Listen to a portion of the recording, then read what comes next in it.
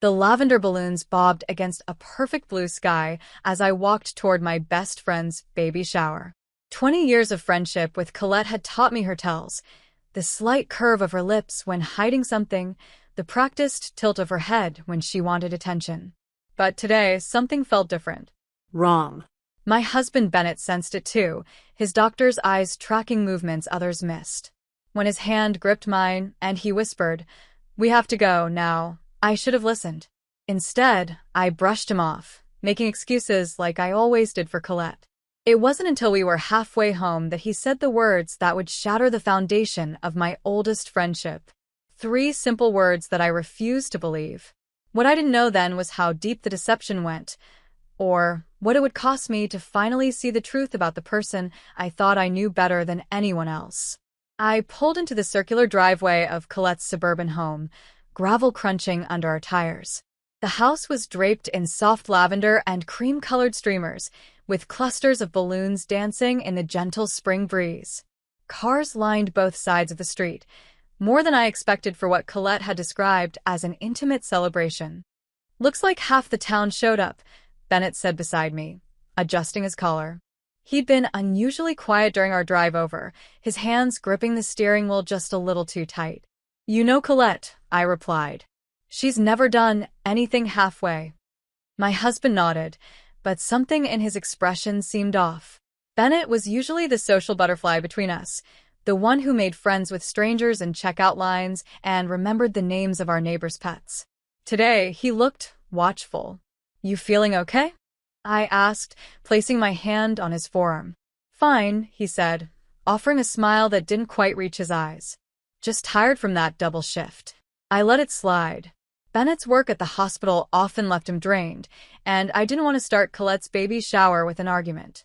We walked up the manicured path to the front door, my arms laden with a gift basket filled with organic cotton onesies, children's books, and a handmade blanket I'd spent the last 3 months knitting. The door swung open before we could knock. "Sarah?" Colette squealed, her arms outstretched. My best friend stood before me, radiant in a floor-length pale pink dress that flowed around her body. Her blonde hair was styled in loose waves, a flower crown perched atop her head. Her makeup was impeccable, highlighting her bright blue eyes and rosy cheeks. She looked like something out of a glossy pregnancy magazine, the kind where models with fake bumps sell the dream of maternal bliss. "You look incredible," I said, handing Bennett the gift basket so I could embrace her. Colette held me at arm's length, her body angled slightly away from mine. "Don't squish the little one," she laughed, patting her stomach. I noticed she wore the bump proudly, but something about how she touched it seemed practiced, almost theatrical. "We wouldn't want that." I smiled, trying to catch Bennett's eye, but he was scanning the room behind Colette, his gaze methodical. The entryway opened to a transformed living space. Lavender floral arrangements adorned every surface. A professional photographer circulated through the crowd, capturing candid moments. In the corner, a bartender mixed mocktails and mimosas at a marble-topped bar. A neon sign blazed on the far wall. "It's a girl," in cursive pink letters. "This is wow." I breathed, taking it all in. "Colette, this must have cost." "Don't worry about that." She cut me off, waving dismissively. "Most of it was donated. People have been so generous." Bennett's eyebrows rose slightly, but he remained silent. Alaric, Colette's husband of 3 years, approached with 2 glasses of champagne. Tall and angular with dark hair that was starting to recede at the temples, he handed one to Bennett.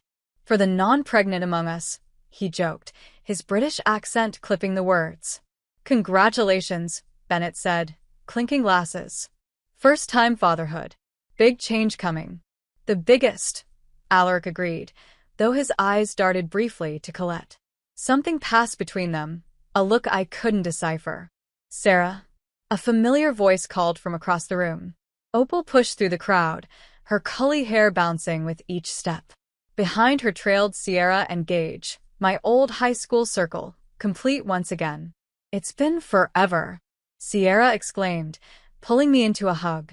Her willowy frame was draped in a bohemian dress, paint stains visible under her fingernails despite her obvious attempt to scrub them clean. 6 months is hardly forever, I laughed. In artist time, it's an eternity, she countered. Opal stood back, observing us with the analytical gaze she developed since becoming a therapist. How's the counseling center treating you, Sarah? Busy as always, I replied. You know how it is, everyone needs someone to talk to. Gage lingered at the edge of our circle, his hands in his pockets. Colette's younger brother had grown into his features since high school, no longer the gangly boy who'd slip notes into my locker when he thought no one was watching. Nice to see you, he said, eyes lingering on mine a beat too long. You too, I replied, suddenly aware of Bennett watching our interaction. Colette clapped her hands. Now that Sarah's here, I can show you all the nursery mock-up. The designer finished the renderings yesterday. She led us upstairs, chattering about organic paint and sustainably harvested timber. Bennett fell into step beside me, his fingers brushing against mine. Notice anything? He whispered. Like what? I asked, keeping my voice low. He shook his head. Never mind. Later. The second bedroom had been transformed into a vision in soft pinks and creams. A crystal chandelier hung over a hand-carved crib. The walls featured a hand-painted mural of a whimsical forest, complete with deer and rabbits. A plush armchair sat in the corner, beside a bookshelf already filled with children's classics. It's stunning, Sierra gasped. Absolutely. I agreed, though a question nagged at me. This level of luxury seemed at odds with Colette and Alaric's usual taste, and their budget. Alaric worked in publishing, and Colette ran a small nonprofit. This room alone probably cost more than they made in 3 months. Most of it was donated by vendors who support the Maternal Health Initiative, Colette explained, as if reading my thoughts. They want to showcase their products. That's convenient, Opal remarked, her therapist's skepticism showing through. Colette's smile tightened almost imperceptibly. It's networking. The best kind. As the others admired the custom wallpaper, I noticed Bennett standing in the doorway, his phone out. He was taking pictures of the room, zooming in on specific details. When he caught me watching, he quickly pocketed the device. Downstairs, the party was in full swing. Games were played, advice cards filled out, and gifts piled high on a table that seemed to groan under their weight. Through it all, Bennett remained on the periphery, watching, texting, his usual social charm nowhere to be found. During a lull in the festivities, I cornered him by the drinks table. What's going on with you today? Nothing, he said, but his eyes continued to scan the room. Just tired. You keep saying that, but you're acting weird. You've barely spoken to anyone. He sighed, running a hand through his dark hair. I'm sorry.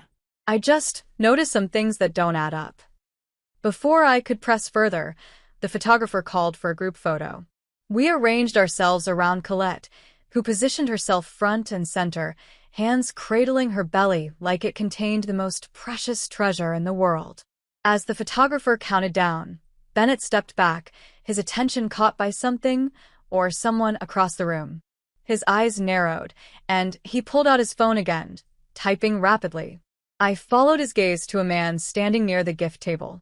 Middle-aged, with salt and pepper hair and glasses, he watched Colette with an expression I couldn't quite place. Concern? Confusion? Who's that? I whispered to Sierra. She shrugged. Maybe one of Alaric's colleagues? Or a family friend. The photo session ended, and Colette's mother took center stage. Patricia Whitman was a formidable woman, her blonde hair cut in a severe bob that framed her surgically enhanced features.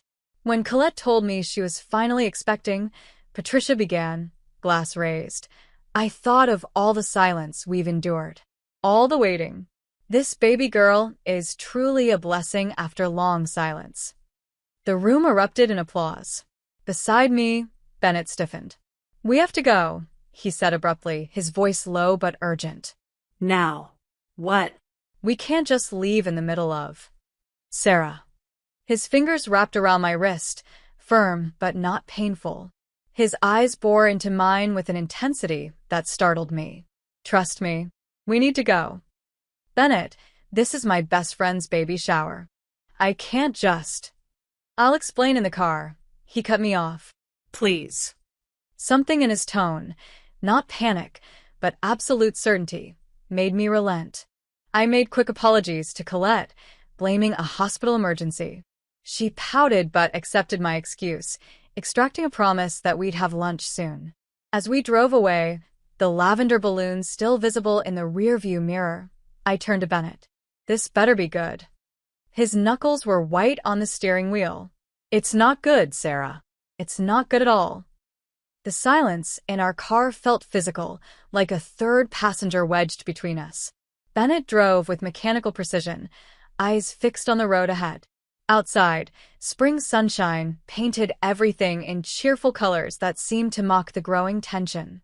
Are you going to tell me what that was about? I finally asked, breaking the silence.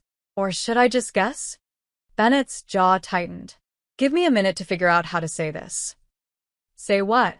That you embarrass me in front of everyone I care about? That you pulled me out of my best friend's baby shower, like we were fleeing a crime scene? He didn't respond, just flicked on his turn signal with unnecessary force as we merged onto the highway. Bennett, I tried again, softer this time. Whatever it is, just tell me. He exhaled slowly, his shoulders dropping. Not until we're halfway home. I need you focused, not distracted by traffic. You're scaring me. I'm sorry. He reached across the console to squeeze my hand. That's not my intention. We drove in silence for another 15 minutes, the suburban landscape giving way to open countryside. When we passed the midpoint marker, a rusty billboard advertising a long-closed diner, Bennett finally spoke. Colette's not pregnant. I stared at him, waiting for the punchline. When none came, I laughed, a short, incredulous sound. What are you talking about? We were just at her baby shower. I saw her belly. You saw something, he agreed, his voice clinically detached. But it wasn't a 7-month pregnancy. That's insane. I twisted in my seat to face him fully. I've known Colette since we were 6 years old. I think I'd know if she was faking a pregnancy. Would you? His eyes flicked to mine briefly before returning to the road. When was the last time you actually touched her stomach? The question landed like a slap. I opened my mouth to answer, then closed it again. I pictured every interaction with Colette over the past months, the announcement dinner, the gender reveal party, the shopping trips for maternity clothes. Each time, there had been hugs, but always at angles. Always brief. Always controlled. She doesn't like people touching her belly, I said defensively. Lots of pregnant women don't. That's convenient. Stop it, I snapped. This is ridiculous. You can't possibly think Colette is faking this. What would be the point? Bennett sighed. The man at the gift table? That was Dr. Nathaniel Harmon. He's an obstetrician at my hospital. So? Maybe he's her doctor. He's not. He works exclusively at Mercy General. Colette goes to St. Elizabeth's Medical Center. You told me that yourself when she first announced. I frowned. Maybe she switched doctors. Sarah. Bennett's voice was gentle now. He recognized me. We made eye contact, and he looked concerned. Deeply concerned. About what? I don't know exactly. But after that, I overheard Alaric on the phone in the hallway near the bathroom. Bennett's hands tightened on the wheel again. He said, and I quote, "She's starting to believe it herself. We need to speed this up." A chill ran through me. That could have been about anything. Then explain the medical reports I saw in Colette's home office last week when we were helping them move furniture. You were snooping through their papers? I was aghast. They were out on the desk. Blood test panels, Sarah. Not consistent with pregnancy. You had no right. I'm a doctor. I know what I saw. Anger flared inside me, hot and defensive. So, what, you think this is all some elaborate hoax? That my best friend is walking around with a fake bump, pretending to be pregnant? Do you hear how crazy that sounds? More than crazy, he agreed. Possibly pathological. This is, I sputtered, searching for words. This is jealousy. You've always been weird about my friendship with Colette.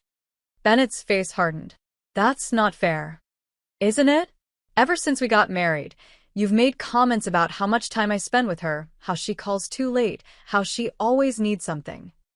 Because she's manipulative. His voice rose for the first time. She uses you, Sarah. She always has. Pull over. My voice was ice. What? Pull. Over. Bennett guided the car onto the shoulder, putting it in park, but leaving the engine running. We sat in charged silence, the soft hum of the air conditioning the only sound. I don't want to fight, he said finally. I'm telling you what I observed because I'm worried. For you. For her even. I turned to stare out the window, fighting back tears. You're wrong about this. I hope I am. His voice was soft now. But think about it. Really think. When did she announce? January. That's 7 months ago. Has her body changed the way a pregnant woman's would? Not just her stomach, her face, her ankles, her overall weight. I thought about Colette at the shower, her slender arms, her defined jawline, her slim ankles in those strappy heels. Pregnant women retained water. They gained weight in their faces. Their bodies changed beyond just their bellies. She's always been thin, I said weakly. She's not drinking alcohol because of doctor's orders, not morning sickness. Have you ever heard her mention morning sickness? Food aversions? Back pain? I hadn't. Colette's pregnancy had been, by her own account, practically magical. No symptoms, no complaints. And that nursery, Bennett continued. Everything's still in packaging. Nothing assembled. Almost like it's for show. Stop. I covered my ears childishly. Just stop. He fell silent, waiting. Slowly, unwillingly, I let myself consider his observations. The careful way Colette positioned herself in photos. How she never seemed to need bathroom breaks despite supposedly carrying a 7-month fetus pressing on her bladder. The way she changed the subject whenever I asked specific questions about her prenatal care. Why? I whispered, dropping my hands. Why would anyone do this? I don't know, Bennett admitted. Attention? Money? That shower wasn't cheap, and she said most things were donated. What does that even mean? The extravagance of the event replayed in my mind. The professional catering, the designer decorations, the expensive gifts. Colette's nonprofit work focused on maternal health in underserved communities. Could there be a connection? I need to know for sure, I said finally. Bennett nodded, putting the car back in drive. So do I. As we pulled back onto the highway, doubt crept in like a fog, obscuring the certainties I'd built my life around. I'd known Colette longer than I'd known anyone outside my family. We'd shared everything: first periods, first kisses, college anxieties, wedding jitters. She was the sister I never had. But there had always been something performative about Colette, something that needed an audience. In high school, her heartbreaks were always public, her achievements always broadcast. Even her proposal from Alaric had been elaborately staged for maximum social media impact. I keep thinking about what her mother said, Bennett mused, breaking into my thoughts. A blessing after long silence. What silence? Colette's never mentioned fertility issues. No, I agreed. She hasn't. My phone buzzed with a text. Colette, miss you already. Lunch Tuesday? Justice Girls. So much to tell you. I stared at the message, seeing it with new eyes. So much to tell me? What hadn't she already shared about this pregnancy?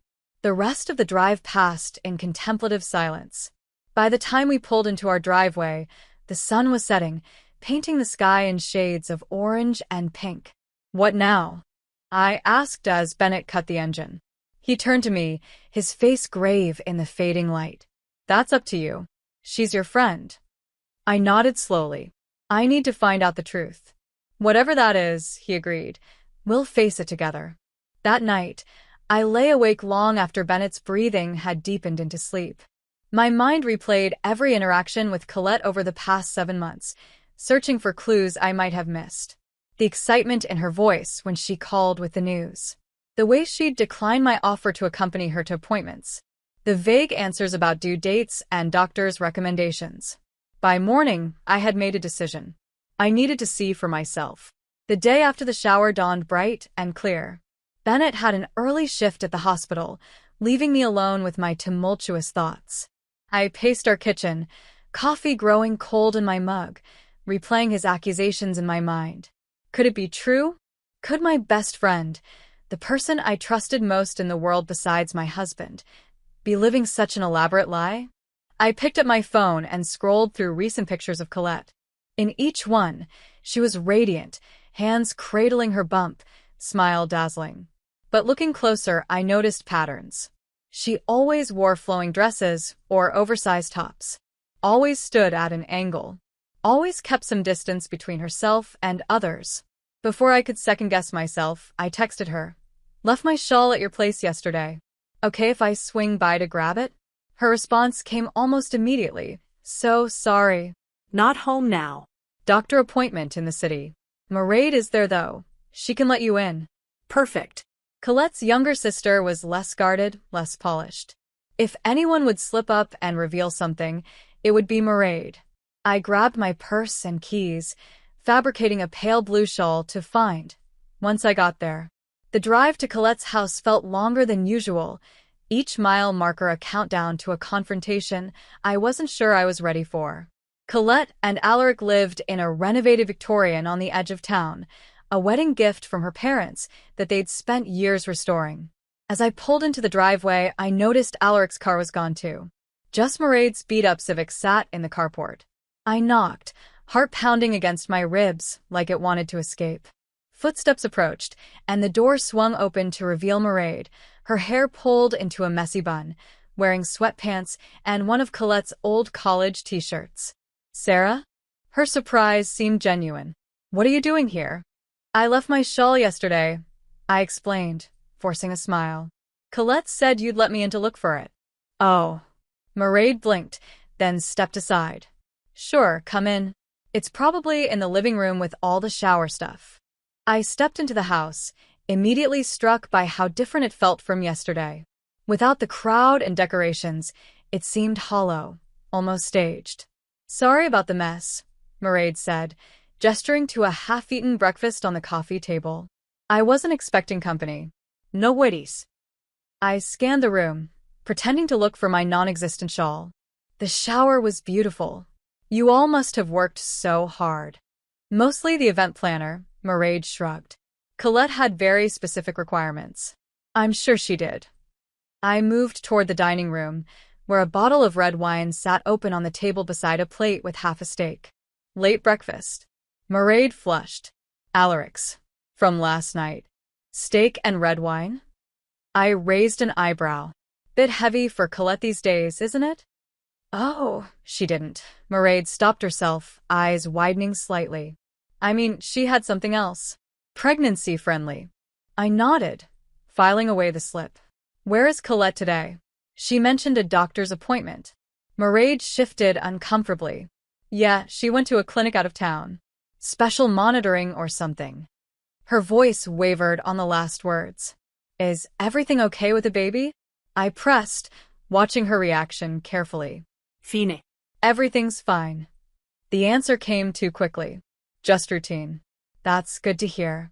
I wandered toward the stairs. Mind if I check upstairs for my shawl? Maybe it ended up in the nursery somehow. I'll come with you, Mairead said a little too eagerly. The nursery looked exactly as it had yesterday, pristine, untouched. Now that I was looking with new eyes, I noticed what Bennett had pointed out. None of the boxes were opened. The crib parts were still wrapped in plastic. The mattress was still in its packaging. Even the baby clothes in the dresser still had tags attached. It's like a showroom, I murmured, running my fingers along the changing table. Colette wants everything perfect before she opens anything, Mairead explained. You know how she is. I thought I did, I said softly. As Mairead turned to check the closet for my shawl, I noticed something behind the changing table, a small journal, wedged as if it had fallen and been forgotten. When Mairead wasn't looking, I slipped it into my purse. Not here, Mairead announced. Maybe downstairs in the coat closet? We returned downstairs, and I made a show of checking various spots. I should get going, I said finally. I probably left it in the car after all. I'll tell Colette you stopped by, Mairead offered, walking me to the door. Please do. I paused on the threshold. Mairead, is everything really okay with Colette? She seems different lately. Something flickered across the younger woman's face. Doubt? Fear? She's going through a lot, she said carefully. But she'll be fine. She always is. If she needs anything, you'll be the first to know, Mairead finished, but her smile didn't reach her eyes. I was halfway to my car when I heard voices from the side of the house. Instinctively, I ducked behind a large hydrangea bush. Colette's voice, clear and sharp, carried through the open kitchen window. I don't care what he thinks. This will be over after the donation clears. My blood ran cold. Donation? What donation? I crept closer, trying to hear the rest of the conversation, but Colette had lowered her voice. I could make out only fragments. Not backing out now. And too much invested. The sound of footsteps on gravel sent me scrambling back to my car. I slid into the driver's seat just as Colette rounded the corner of the house, phone pressed to her ear. Face set in an expression I'd never seen before, calculating, cold. I started the engine and pulled away, heart hammering. In my rearview mirror, I saw Colette watching my car, her free hand not on her belly but hanging loosely at her side. Once safely down the street, I pulled over and called Bennett. You might be right, I said when he answered, my voice shaking. Something's definitely off. What happened? His concern was palpable even through the phone. I went to her house. Found a journal. Heard her talking about a donation clearing, saying it would be over after that. Bennett was silent for a moment. Did you see any medical paperwork? Anything concrete? No, but Mairead was acting weird, and there was red wine and steak on the table. And the nursery. Nothing's been opened, Bennett. It's all still in packaging. Keep the journal, he advised. We might need it as evidence. Evidence of what? I asked, suddenly afraid of the answer. What exactly do you think is happening here? Bennett's voice was grim. Best case scenario? Some kind of delusional episode. Worst case? Fraud. After we hung up, I sat in my car, staring at Colette's journal in my lap. Opening it felt like a betrayal, but not opening it felt like enabling whatever was happening. I took a deep breath and flipped to the first page. My dearest daughter, though you're not yet in my arms, you're already in my heart. Each day I wait for you is a day closer to holding you. They don't understand. They say it's not possible, that I should accept reality. But mothers know. Mothers always know. Your room is ready. Your family is waiting. All we need now is you. With eternal love, your mother. The entry was dated 3 years ago. I flipped through more pages, each one a letter to this phantom daughter. Some were hopeful, some angry, some desperate. The most recent, dated just 2 weeks ago, sent chills down my spine. My miracle girl, they've all finally accepted your coming. The donations are flowing in. Soon we'll have everything we need to bring you home properly. Just a little longer now, and no one will be able to take you away from me again. Forever yours, Mommy. What had happened 3 years ago? Colette and Alaric had only been married for a few months then. Had there been a pregnancy no one knew about? A loss? My phone buzzed with a text from Colette. Saw you driving away. Did you find her shawl? I froze, unsure how to respond. Before I could decide, another text came through. Sarah, I need to tell you something. Something I haven't told anyone else. Can we meet tomorrow? Somewhere private. I've been keeping a secret for too long, and you're the only one I trust with the truth. I stared at the screen, a mixture of dread and vindication washing over me. Whatever was happening with Colette, I was about to find out. With trembling fingers, I replied, Of course. Name the time and place. Her response came immediately. The cabin at Lake Morrison. Noon. Come alone. The cabin. Her family's summer place, isolated and private. The perfect spot for a confession. Or a confrontation. I started the car again, Colette's journal secure in my purse, and drove home with the weight of 20 years of friendship pressing down on me. By the time I pulled into our driveway, I had made up my mind. I would meet Colette tomorrow, hear her out, and then decide what to do. Bennett was waiting for me in the kitchen, still in his scrubs from his hospital shift. One look at my face told him everything. "You found something," he said. It wasn't a question. A lot of somethings. I sank into a chair at our kitchen table. "And tomorrow, I'm going to find out the rest." I showed him the journal, watched his expression darken as he read. When he finished, he closed it carefully and set it down between us like a bomb that might detonate. "Whatever you're walking into tomorrow," he said quietly, "be careful. If she's been living this delusion for 3 years, she's still Colette." I insisted, though I wasn't sure anymore what that meant. "She's still my friend." Bennett reached across the table and took my hand. "People who are drowning will pull down anyone trying to save them," he said. "Remember that." That night, I left Bennett a voicemail before falling into a troubled sleep. "I think you're right. About everything. I'm scared of what I'll find out tomorrow." In my dreams, I stood in Colette's perfect nursery, watching as she rocked an empty blanket, singing lullabies to no one at all. The drive to Lake Morrison took 40 minutes, each mile heightening my anxiety. I'd barely slept, turning over possibilities in my mind until dawn broke. Bennett had offered to come with me, but this was something I needed to face alone, whatever this turned out to be.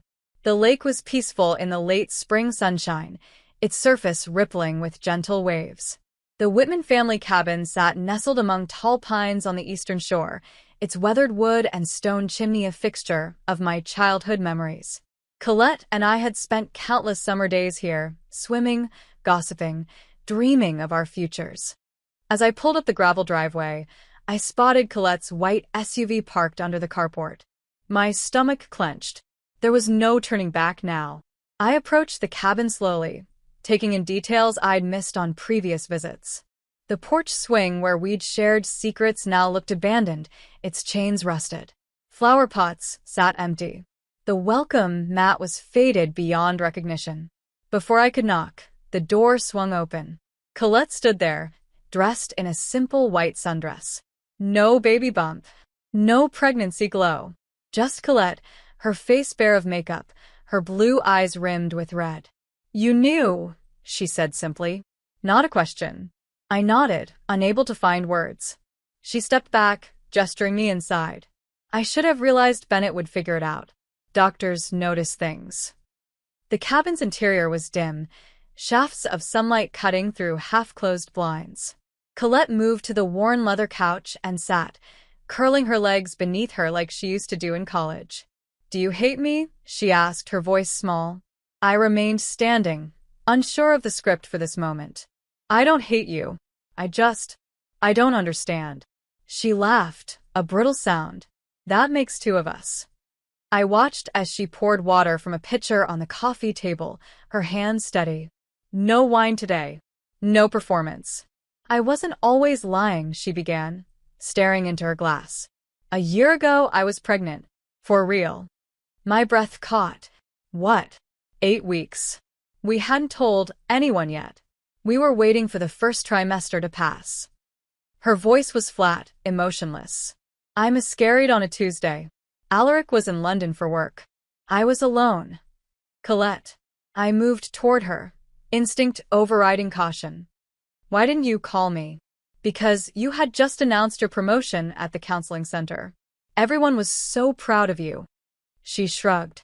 "I didn't want to steal your moment." The familiar guilt twisted in my gut, the constant push-pull of our friendship, where her needs and mine perpetually competed for oxygen. "After the miscarriage, I fell apart," she continued. "But secretly. No one knew except Alaric and my doctor." I sat beside her, leaving space between us. And then I stopped accepting it. I started talking to the baby like she was still there, buying things, planning. Colette's hands fluttered to her still flat stomach. Alaric was worried, but he went along with it at first. He thought it was grief. When did it become this? I gestured vaguely at her, at the situation we were now in. She sighed. 3 months ago. I was supposed to speak at a maternal health fundraiser for my nonprofit, you know? But I had a panic attack before going on stage. Couldn't breathe. Couldn't think. I remember. You said you had food poisoning. Another lie. She smiled sadly. Alaric found me hyperventilating in the bathroom. I kept saying I couldn't face them, couldn't tell them I'd failed. And then he said, "What if you didn't have to?" My blood ran cold. He suggested you fake the pregnancy? Not exactly. He suggested I could say I was newly pregnant, just to get through the event. We'd announce a loss later, after I'd had time to process privately. Colette's eyes met mine, hollow. But it felt so good, Sarah. The congratulations. The attention. The way people looked at me, like I was special again. So you kept going. It snowballed. One event became another. A small bump became a bigger one. And then the donations started coming in. I frowned. Donations? Colette stood abruptly, moving to a desk in the corner. She returned with a folder full of papers. "Here," she said, spreading them on the coffee table. "See for yourself." The documents showed donations, substantial ones, from various businesses and individuals, all to Colette's nonprofit, New Beginnings Maternal Care. "The foundation is real," she explained. "The work we do is real. We provide prenatal care to women in underserved communities. What isn't real is..." She trailed off. I finished. "Your pregnancy." She nodded, eyes downcast. "I don't understand. Why would your pregnancy affect donations to your nonprofit?" "Because of who the donors are." Colette shuffled through the papers, pulling out several checks with familiar names. The Graves Foundation, the Williams Trust, Hampton Healthcare Services. They all have one thing in common. I scanned the names, recognition dawning. They all lost children, or grandchildren, or siblings. They donate to maternal health care because of personal tragedy. Colette's voice hardened slightly. And they connect with me because they think I understand their fear. The fear of losing a child. The calculation of it all stunned me. So the baby shower was a fundraiser, essentially. Every gift, every decoration, all donated by companies that support New Beginnings. They get tax write-offs and publicity. We get supplies for our clinics. My mind raced to process this information. It was manipulative, certainly. Deceptive, absolutely. But criminal? I wasn't sure. "Colette, this is..." My phone buzzed in my pocket. A text from Bennett. The obstetrician just emailed me. He says he filed a fraud report. My heart sank. I looked up at Colette, who was watching me intently. "Bad news?" she asked. I hesitated, then turned my phone screen toward her. She read the message, her face draining of color. "Who else knows?" I asked quietly. "Just Alaric. And Mairead. She figured it out last month." Colette's composure cracked. "Sarah, I can't go to jail. The foundation will collapse. All those women we help, they'll have nothing. You should have thought of that before you started this performance." "I know." Tears spilled down her cheeks. "I know it was wrong. But I'll make it right. Once the final donation from Graves clears, it's for a new ultrasound machine for our mobile unit. I'll announce that I lost the baby. There'll be sympathy, not suspicion. No one will question it." The coldness of her planning chilled me. This wasn't grief or delusion speaking. This was calculation. And what about all the people who care about you? Who've been worried about you, shopping for you, planning for you? What about their feelings? "They'll recover," she said dismissively. "People always do." "I'm not sure I will," I admitted. Something shifted in Colette's expression, a flash of the girl I'd grown up with, vulnerable and real. "I need you, Sarah. You're the only person who won't abandon me over this. The only one who'll understand." The weight of 20 years of friendship pressed down on me. The sleepovers, the graduations, the weddings. The secrets shared and promises made. The times she'd been there for me, and the times she hadn't. "I'll think about it," I said finally, gathering my purse. "But Colette, this has to stop. Today." She nodded, desperation in her eyes. "Anything you want. Just don't tell anyone else. Please." As I drove away, the cabin growing smaller in my rearview mirror, I felt hollow. The Colette I thought I knew had disappeared, replaced by someone I barely recognized. On the highway, my phone rang through the car speakers. "Bennett, you were right," I said before he could speak. "About everything. Are you okay?" His concern warmed the chill that had settled in my chest. "No," I admitted. "I'm really not." "Come home," he said softly. "We'll figure this out together." But as I drove, a nagging question persisted. Something about the donation from Graves that Colette had mentioned. The name was familiar beyond just seeing it on the donor list. I took the next exit and pulled into a coffee shop parking lot, searching my phone contacts. There it was, Penelope Graves, the stern widow I'd met at a charity gala last year. She'd taken an interest in my counseling work with grieving parents. Before I could second-guess myself, I dialed her number. "Mrs. Graves? This is Sarah Walker. We met at the Bright Futures Gala." I swallowed hard. "I was wondering if I could ask you about a donation you made to New Beginnings Maternal Care." 30 minutes later, I sat stunned in my car, Mrs. Graves' words echoing in my ears. Colette promised the baby would be named after my late husband. Edward for a boy, Edwina for a girl. She said it would be a living memorial to him, since the baby's father, what was his name? Alaric, had agreed to it. This wasn't just faking a pregnancy. It wasn't just misleading donors.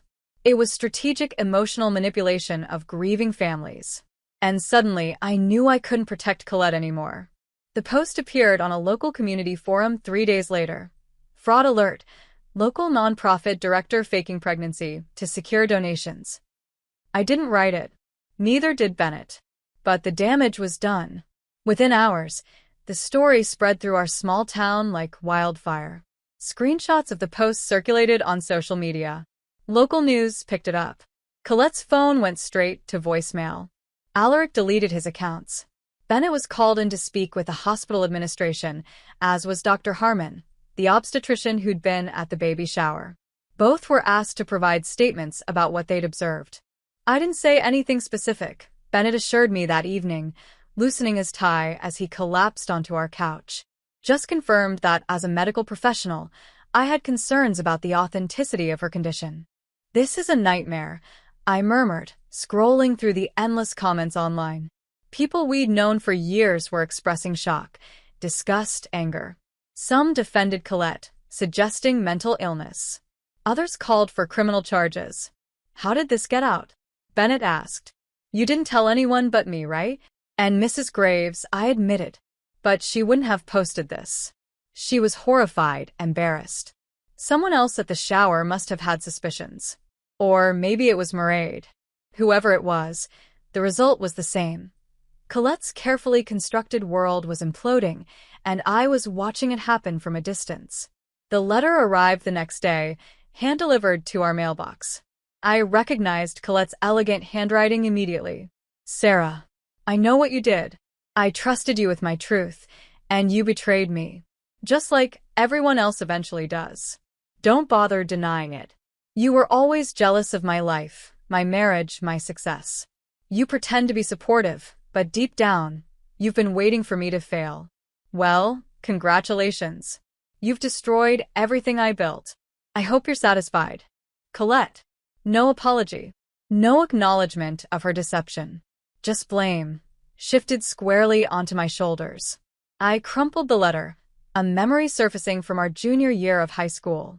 Colette, fainting dramatically in the cafeteria after her boyfriend broke up with her. The ensuing chaos, the ambulance called, the week of concerned attention that followed. And later, her confession to me. I just needed everyone to see how much he hurt me. I'd excused it then. I'd excused so many things over the years. The borrowed clothes never returned, the boyfriends she'd flirted with, the plans canceled when better options came along. Always with that same charming smile that made it impossible to stay angry. The doorbell rang, startling me from my thoughts. Sierra stood on our porch, her artistic bohemian style replaced by jeans and a simple t-shirt. She looked exhausted. "Can I come in?" she asked, her voice small. I nodded, leading her to the kitchen where I poured us both coffee. "I feel like such an idiot," she said after a long silence. "I lent her $3,000. My head snapped up. "What?" Sierra nodded, shame coloring her cheeks. For the nursery. She said it was temporary, that a big design commission was coming through, but she needed to pay the contractor right away to secure the slot. Oh, Sierra. I know. But she's always paid me back before. And she was so excited about making everything perfect for the baby. Sierra's eyes filled with tears. There is no baby, is there? No, I confirmed gently. There isn't. Was there ever? A year ago. She miscarried early. Sierra absorbed this, nodding slowly. That makes more sense than whatever this is. Did she approach anyone else for money? Opal, maybe? They had lunch a few weeks ago. Colette was pretty focused on her afterward. I made a mental note to call Opal. If Colette had been systematically targeting our friend group for loans, this was worse than I'd imagined. After Sierra left, I did exactly that. Opal answered on the first ring, her therapist voice in full effect. I've been expecting your call, she said. You want to know if she asked me for money too? Did she? Not directly. But she talked a lot about her foundation's work. How they needed a mental health component. How perfect I would be to consult. Opal sighed. I offered to volunteer my time. She seemed disappointed. You saw through it. Professional hazard. I notice when someone's performing rather than being. Opal paused. In my professional opinion, Sarah, Colette shows traits consistent with Munchausen syndrome. Isn't that when people fake illnesses for attention? Yes, but in this case, it's almost like Munchausen by proxy, except the proxy is her own identity as a mother. She's created a narrative where she gets sympathy, attention, and now financial gain, all centered around a pregnancy that doesn't exist. I closed my eyes, overwhelmed. What happens to someone like that? Without intervention? The lies get bigger. The stakes get higher. And eventually, it all falls apart. Opal's voice softened. Has anyone heard from her? Not since the story broke. She sent me a letter blaming me for everything. Classic deflection. She can't face her own culpability. After we hung up, I sat in silence, processing. My phone buzzed again. Gage, Colette's brother. Sarah? His voice was ragged when I answered. Have you heard from Colette? No. Have you? Not since yesterday. She called me crying. I couldn't understand most of it, but he paused, gathering himself. I knew something was wrong. For months, I knew. But I didn't have proof, and Mom and Dad wouldn't listen. It's not your fault, Gage. Isn't it? She's my sister. I should have pushed harder. His voice broke. The police are involved now. Someone filed fraud charges. My stomach dropped. Already. Multiple donors, apparently. And Sarah, she's gone. Cleaned out her accounts this morning and disappeared. I gripped the phone tighter. What about Alaric? He says she left him too. But he seems more angry than worried, which tells me everything I need to know about their marriage. After we hung up, I called Bennett at the hospital. Colette's missing, I said without preamble. His voice went low, serious. Missing how? Disappeared. Accounts emptied. No one's heard from her. A long pause. She might come to you, he said finally. Why would she? She blames me for exposing her. Because you're her constant. Her emotional safety net. Even when she's pushing you away, she's really pulling you closer. Bennett's words haunted me as evening fell. I paced our house, jumping at every sound, peering through windows at the slightest movement. The rain started around 9, a gentle patter that grew into a downpour by midnight. Bennett had been called in for an emergency surgery, leaving me alone with my thoughts and fears. I'd just decided to try to sleep when a soft knock came at the door. I froze, listening. It came again, not demanding, barely audible above the rain. I approached cautiously, peering through the peephole. Colette stood on our porch, soaked to the skin, hair plastered to her face. No makeup, no designer clothes. Just Colette, broken and dripping on our welcome mat. I opened the door. She didn't speak, didn't move, just stared at me with empty eyes. Then, like a puppet with cut strings, she collapsed forward into my arms. Her body felt small, fragile as I caught her. For a woman who'd been portraying a 7-month pregnancy, she seemed to have wasted away to almost nothing.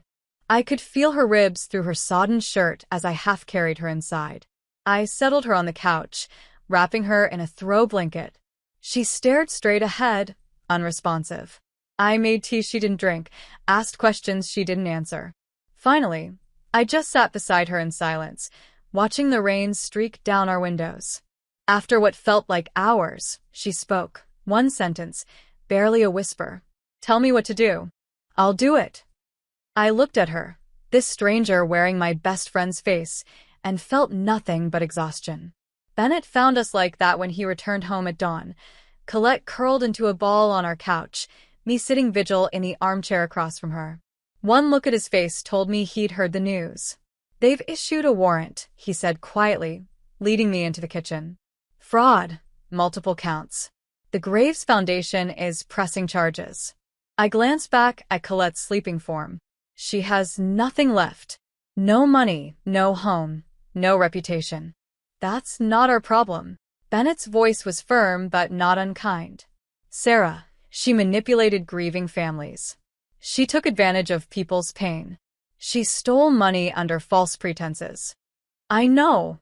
She needs to face consequences. And professional help. I know that too." Bennett sighed, running a hand through his hair. "She can't stay here. I want her out by noon." I nodded, unable to argue. He was right. Harboring Colette now would make us complicit in whatever came next. After he left for his shift, I made coffee and toast, setting a plate in front of Colette, who had finally stirred. "Bennett wants you gone by noon," I said, not bothering to soften the blow. She nodded, picking at the toast without eating it. "Where will I go?" "You could turn yourself in. Start taking responsibility." A bitter laugh escaped her. "They'll put me in jail." "Maybe. Maybe not. But running will only make it worse." She looked up at me, a spark of the old Colette in her eyes. "A documentary producer called me yesterday. Wants to interview us both. Deception and mental illness in the social media age. Offered good money. You can't be serious." "Why not? At least I'd control the narrative." I stared at her, incredulous. Even now, she was thinking about the performance, the audience, the attention. "Colette, this isn't a PR problem. It's not something you can spin or repackage. You lied to everyone who loves you. You exploited people's grief for money. For the foundation," she corrected automatically. "The money went to the foundation, which you controlled, which enhanced your reputation, which gave you access to powerful people." I leaned forward, forcing her to meet my eyes. "Stop lying to yourself if no one else." Something cracked in her expression. "What do you want from me, Sarah? Tears? Confession? Self-flagellation? Will that make you feel better about abandoning me when I need you most?" "This isn't about me. It's always been about you." Her voice rose, color flooding her pale cheeks. Perfect Sarah with her perfect husband and perfect career and perfect moral compass. Never a mistake. Never a misstep. Do you have any idea what it's like to stand in your shadow year after year? "I've made plenty of mistakes," I said quietly, "including letting this friendship become so unbalanced that you think you can manipulate me the way you do everyone else." "I never manipulated you. Didn't you?"